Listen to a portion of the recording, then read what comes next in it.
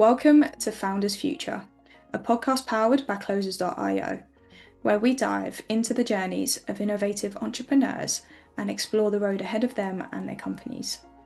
I'm your host, Olivia Sammons, and in each episode we'll uncover the stories behind impactful ventures, the challenges faced along the way, and the strategies driving their future growth.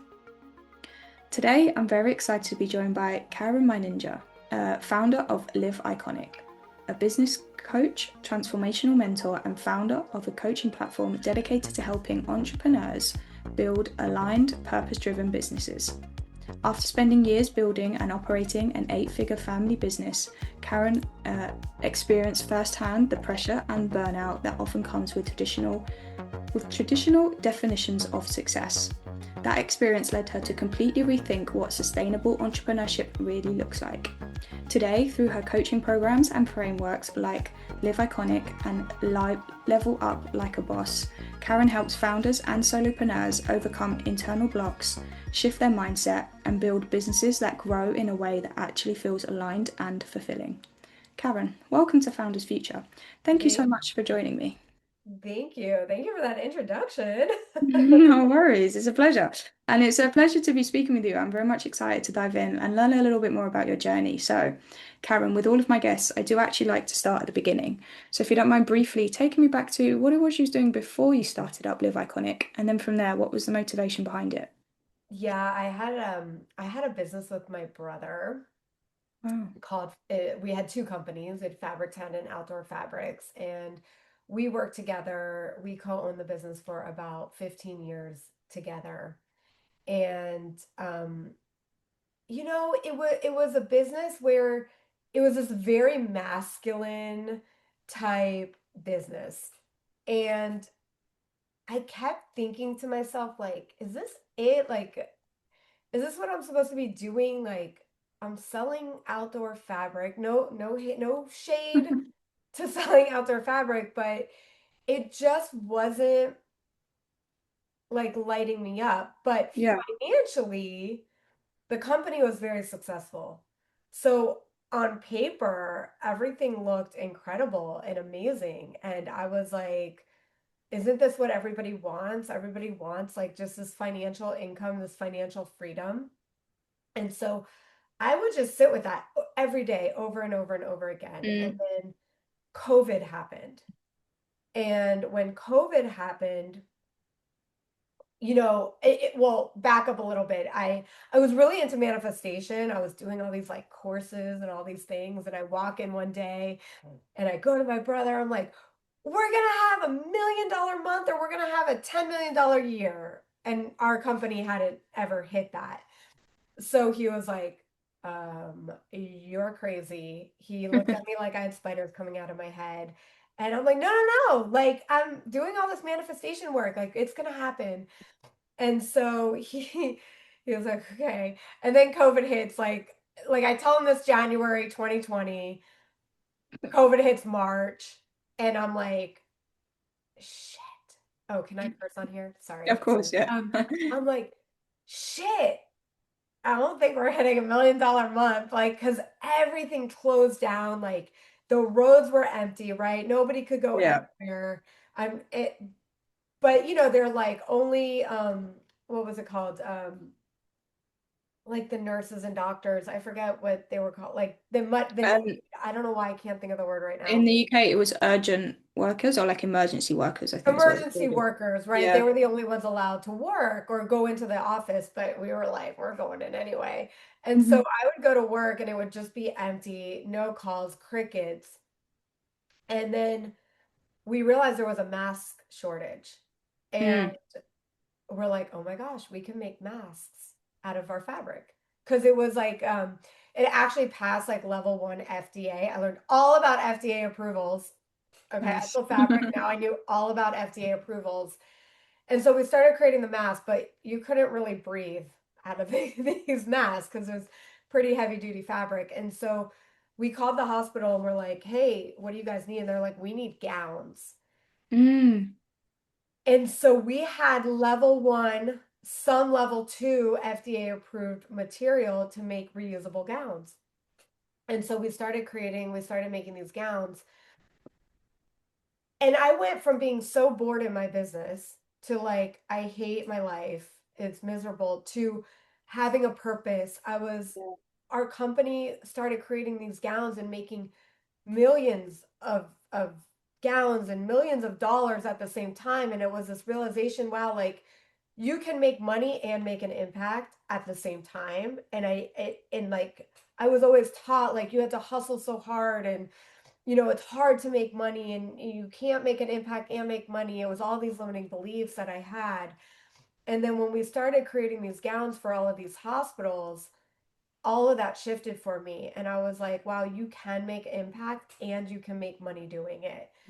And so I was really lit up. I was really lit up by the fact that we were doing something good in the world. Like we were literally saving lives by creating something that never existed, a reusable gown, a gown that you could wash and reuse over and over again. And in that moment, I was like, this is what I want to be doing. I want to be making an impact, not necessarily the gowns, but just an impact. And then as, China started opening back up, those things weren't needed anymore. The reusable, it was kind of a one-off at that time. And I got back into this rut of unfulfillment, of I thrive when there's impact being made. It was such a great, beautiful awareness that I had. So after work every single day, I would talk to my brother. We co-own the business together, and tell him my dreams and aspirations and how I want to raise the vibration of the planet. And he's like, again, his logical mind was like, I don't understand your frequencies and identities and vibrations, but okay. But he said something to me. He said, Caryn, do you want to be having this conversation 10 years from now? And that was such a mic drop moment for me, because I was like, no, Mm, I don't want to be having this conversation telling you about my dreams and doing nothing about it. yeah. And so when he asked me that profound, life-changing question, I did what any normal person would do, is I went for my dreams. I sold my shares to my business. We were in the middle of remodeling our dream home. I sold the home we never lived in, and I moved to a city where I didn't know anybody. Wow. Yeah. And I literally started over.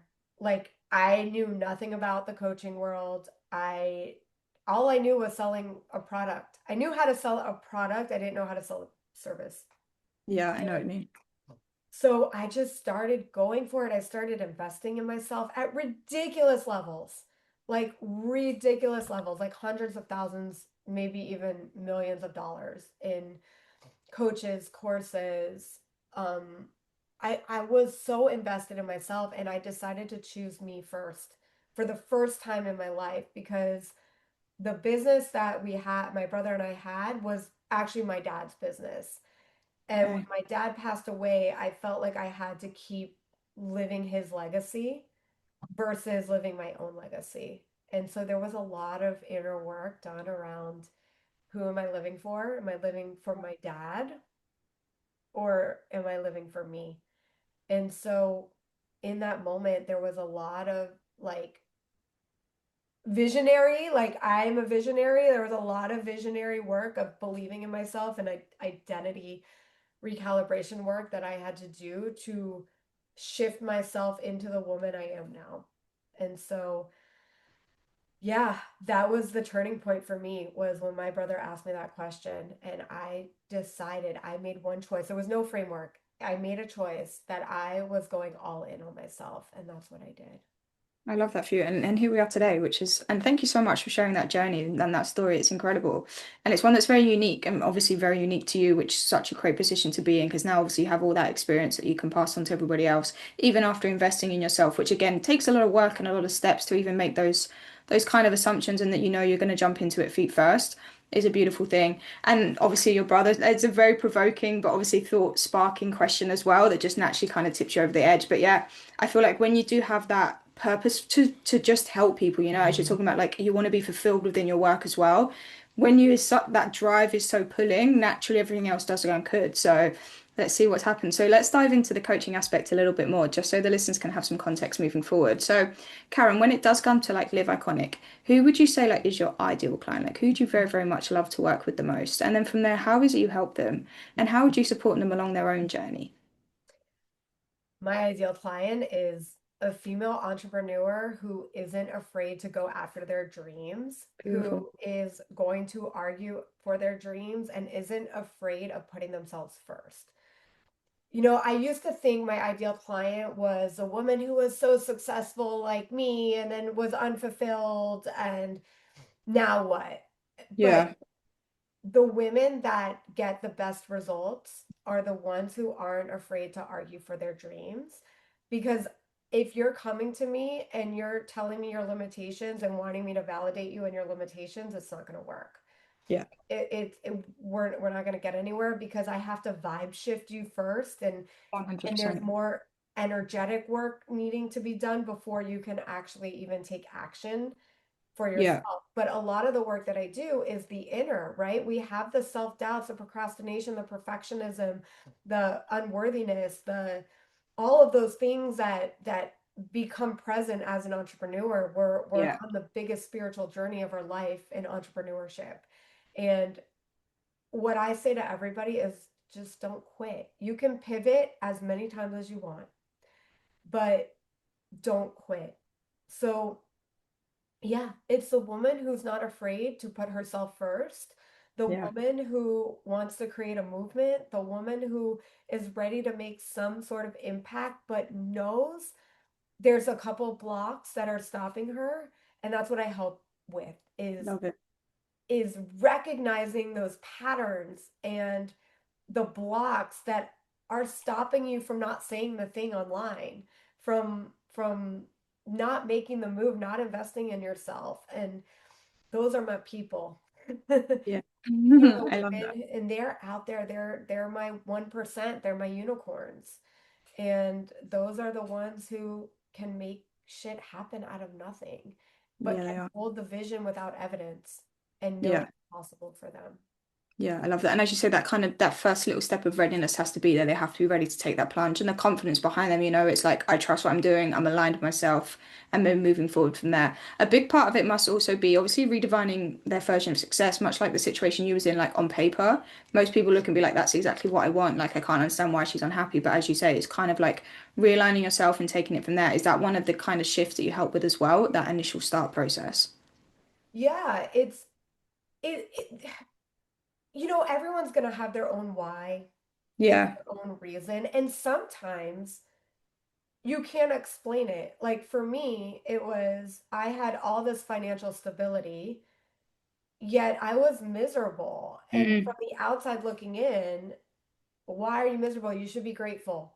Right? That's a common theme for women who Yeah. are successful. You should be Yeah, I know. grateful. You should feel so blessed. But there's something inside of you that knows you're meant for more. And sometimes you don't know what that is. I didn't know what it was for me either.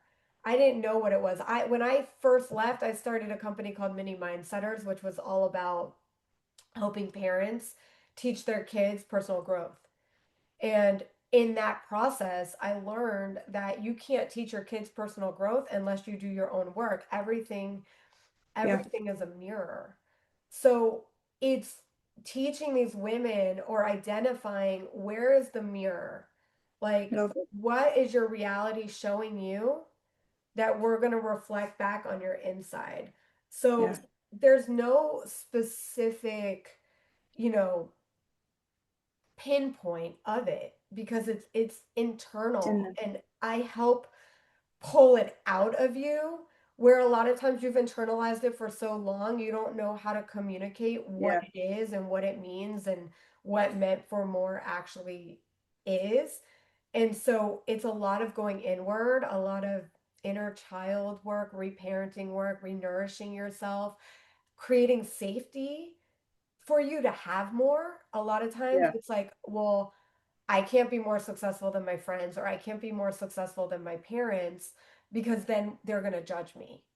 And then Yeah. if they judge me, I make that mean something about me. And then if I make that mean something about me, then I don't feel like I belong. And then if I don't feel like I belong, then I feel that I'm unworthy. And I would say 99% of all women, if not all humans, need some sort of worth work. Yeah, I cannot agree more. And as you say, it is that kind of deep inner work that will get you there. And as you mentioned at the start, you have to be kind of ready to take that process. It's not an easy step to take. And once you're online and once you're on the mission, naturally, I feel like you'll kind of unmask yourself. And as you say, you're there to pull that out of them and just really make sure they are keeping their cup full and moving along and really making sure they're making the best of that and taking it from there. Now, with all that being said, and it is a lot of work going into this, so how is it that you go about obviously like finding your unicorns, like when you are putting yourself out there, like what channels or methods are you finding most effective in just finding those right people to work with? Yeah, so this is old school. It's Okay. old school. It's being out in person with people. Because look, I know social media is the greatest gift for entrepreneurs, for business, right? You're reaching people you would have never reached before. But the in-person connection, the being able to hold safety for somebody in an instant is so overlooked. There's so much value in going to networking events, going to conferences, getting out there, meeting people, because every single time that you meet somebody and share a little piece of your story, or somebody is willing to listen, or you're able to listen for them and hold that space, you're building trust. That's how you create clients. Yeah. Is you build trust, you hold safety, you see them, you hear them, you understand them. And as somebody who does pretty high ticket, right? Like my business is high ticket. I'm not getting a click sale from my social media. It's full transparency. There's nurturing, there is love, there is support. Yeah. But not everybody wants that, right? Some people want that evergreen, like click sale, like here's an ad, okay, buy my thing. But the type of work that I do is I see, and this might scare some people, but I see into your soul. Like I really see into it of what it is that you really want, but are afraid to go for. Yeah. And I can't do that from a social media post. It's building trust. I can build lifestyle on social media where people are like, oh, I want what you have. And that's how I get people into my world. But to Yeah. actually convert somebody into my world, it's nurturing is so underrated. Like, you have to nurture. And that's what I do. I nurture the people that come into my world Yeah. with so much support. And I get it. You're like, I don't want to give away more free coaching and I don't want to give away more, I've done so much free work and I'm ready to get paid. But at the end of the day, it comes down to your values. And so for me, my number one value, which is also kicks me in the ass, is connection. Cool. Because if I'm Yeah. living in connection, I'm fulfilled. And I know this firsthand, there's no amount of money that can create fulfillment if you're not doing the inner work. Yeah. I had 8 figures in my company. I was miserable because it's not the money we want. It's we think it's money. It's it's the thing we think money will give us. Yes. So it's like, well, when I have money, then I'll have freedom. Yep. It's very true. So it's really not about the money at all. It's a freedom. It's the freedom or the Yeah. safety, No, right? you're It's so true. always that deeper desire. And so what I help women with is in source that desire now. Like, where in your life do you have freedom? And then the reticulated activated system gets louder and we start finding freedom more in our life. We start grounding those examples because what we feel in our body projects into our reality. And Yes. so when we are able to start feeling the deeper desire of money or the relationship that it's going to give us, we collapse the timeline. And that's the work that I help women with.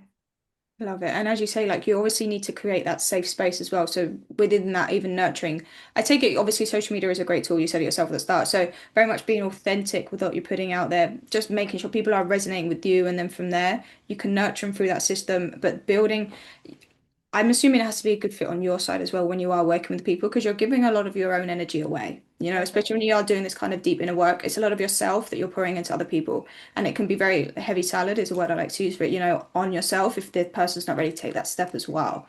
So I take it that you take that into consideration while you are going through and obviously building connections and then nurturing on the way.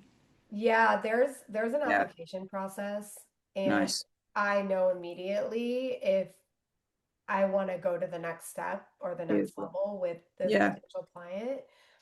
And because a lot of the work I do like immersion, I do these VIP immersions. So we're together all day because I beautiful. want you to do 6 months of work or a year's worth of work in 6 hours. Like, Yeah. it's possible. It is. Like, I've seen it. I watch breakthrough after breakthrough with these women because I will never tell you what to do. I'm not the coach that's like, here's step 1 through 25 and do step 1, then step 2, and then you're going to make millions of dollars because 90% of it is the inner game. Yeah, And most people don't think that. They think it's strategy, it's strategy, it's strategy, but it's the inner game. And so, yeah, I have to be really discerning on who I'm going to work with because I pour everything. Like I said, connection is my number one value, and I have a whole tool on understanding what your values are because it can change. But yes. connection and presence, like, there is nothing more valuable than that for me.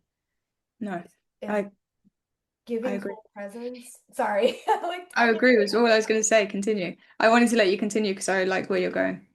Yeah, it's holding space. I used to be like, okay, what is my superpower? What is my zone of genius? Like, I don't know. I feel like I'm this multi-dimensional, multi-passionate human that can't communicate what it is that I do because I'm like a jack of all Yeah. trades. I do all of these things. I'm like a master of nothing, but But everything at the I same know a time. little bit about a lot of things. Yeah. And then it hit me one day that my zone of genius is holding space for people. And I was like, God, it sounds so unsexy. Like, how can I flirt with holding space? Like, that doesn't, like, who's buying that? But the moments that people can hold space for me, that is invaluable. Yeah. Like, to find somebody that can hold space without judgment, It's a hard thing. it's really hard to find. And I It realize is. that's my superpower. No, it's so hard to find people that can actually say, hold that space, hold the presence, and then also like be in reality with you as well. It's a very hard thing to imagine. And I understand exactly what you're saying when it's that in-person connection is what you need. You can get it a little bit through Zoom and you can get it online. And especially like podcasting is a great way to do that. You know, hearing your voice, your presence is a beautiful way to build connections and trust and relationship with strangers. But on that deeper underlying like level, you do need to lean into a little bit more of like that in person, you know, just getting yourself out there and into the right rooms and just trusting that those right people will find you. It's a slower process, but it is a very beautiful way to do it as well. And I suppose with all that being said, Caryn, like what are your intentions or your visions for the company moving forward? Like maybe when you think of the next 6 to 12 months, like what are the milestones or the targets that you're hopefully looking forward to achieving? Oh my gosh, that's a loaded question because I am the biggest visionary you will ever meet. Yes. But right now, I am putting together my very first women's conference, Okay. called Live Iconic Live. And this is like my freaking passion. Like, I want to put on events and I want to bring women together and I want them to create connections that they didn't even think was possible for them. Beautiful. That it like my sole mission has become upping your peer group.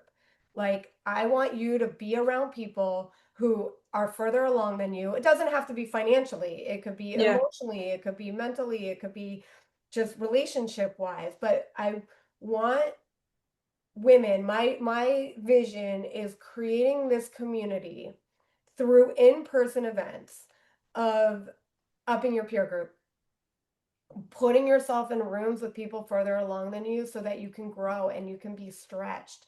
Because when Mm, you're always a big fish in a small pond, you're not going to grow. so true. So, another huge value for me is growth. Yeah. So, I'm definitely going to project connection and growth onto others because it is my value. But I want to create rooms for people, especially women, that leave that room feeling like they have just stepped into this identity that they were always afraid to become. I And love they that. do it in one conference or one retreat or one immersion. Yeah. That's this dream because as you raise your own frequency, it's the ripple effect, Yeah. right? There's oh my gosh, I forgot her name, but she did this experiment. She does a lot of experiment on water. And she did this experiment with the eggs. I love this story. I have to share it. And so there's like organic, pasture raised, not grain Yeah. fed eggs, right?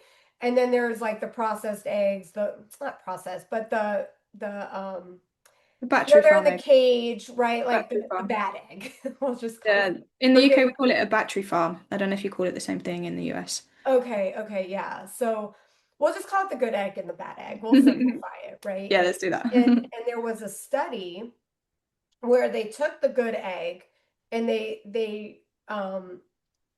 put it next to a bad egg. Okay, we're simplifying here. Forgive me on the science, but the good egg and the bad egg were next to each other, and they did these tests, these some sort of like scientific data on the difference between a good egg and a bad egg. And the point is when the bad egg was next to the good egg was able to increase the vibrancy of the bad egg. So there was like this science of how it literally raised the frequency of the bad egg just by being in the energy of Of the the good good egg. egg. And then they did another test where, like, well, what if we only have one good egg and we surround it with like a ton of bad eggs, right? What happens to the good egg? It was the same thing. The good egg was able to create this this higher frequency in the bad eggs. Mm, So taking that information, I'm like, if I can impact in some sort of way, helping women raise their frequency, their vibrational levels to create more vibrational matches into their life, that's going to raise the vibration of the planet because yeah. now there's going to be higher frequencies that are going to automatically increase the bad eggs, right? We're going to raise the vibration of the bad egg to a higher frequency. I So, love that.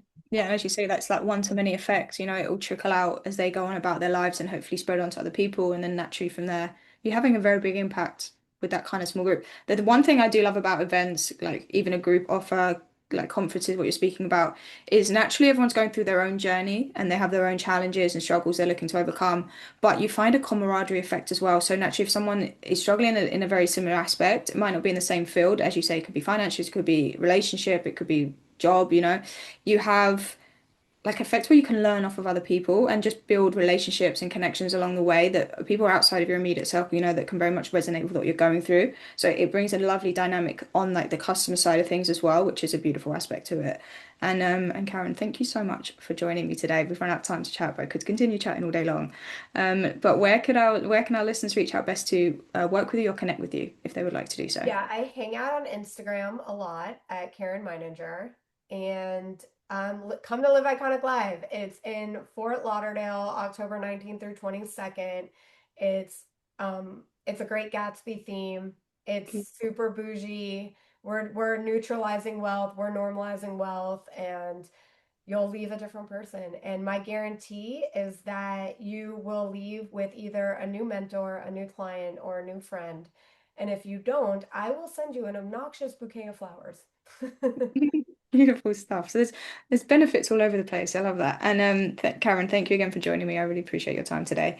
And to our listeners, if you enjoyed today's episode, please be sure to go and check out Caryn Meininger on LinkedIn. Then please check out Level Up Like a Boss. I'm sure she would love to hear from everybody. And please do not forget to subscribe to Founders Future via wherever you listen to your favorite podcasts. And if you are a business owner, specifically a coach, consultant, or agency owner, and you're really looking to scale your business and you want to enhance your sales and marketing efforts, visit closers.io to hop on a call with one of our team and discover how we went from $0 to $30 million per year in less than 3 years. But until then, keep on climbing, and we'll see you on the next one.